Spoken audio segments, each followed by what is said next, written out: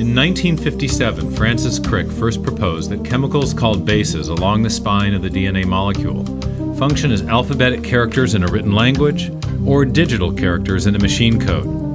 This animation shows how this digital information directs protein synthesis. First, a large protein complex separates the tightly wound strands of the DNA to prepare it to be copied. During this process of transcription, a protein complex called a polymerase produces a single-stranded copy of the original instructions. Here we see this copy, a messenger RNA molecule, being constructed inside the polymerase as individual bases are positioned and added to the growing strand. Now we see the polymerase in action from the outside as it spits out the messenger RNA transcript.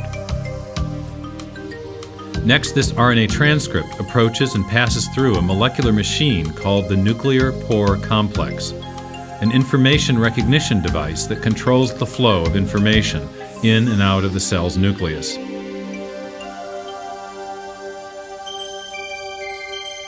Now we see the genetic assembly instructions on the messenger RNA approaching and arriving at a two-part chemical factory called a ribosome, the site of protein synthesis.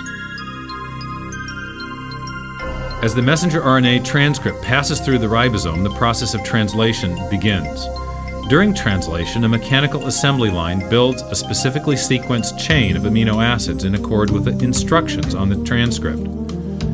These amino acids are transported from other parts of the cell by molecules called transfer RNAs, which link specific sequences of bases to corresponding amino acids.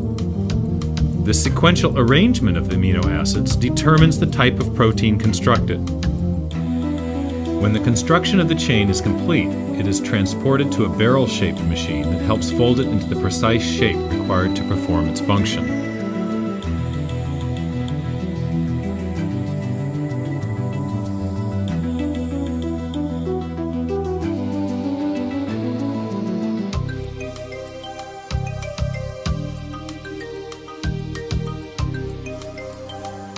After the chain is folded into a protein, it is released into the outer cytoplasm to do its job in the cell.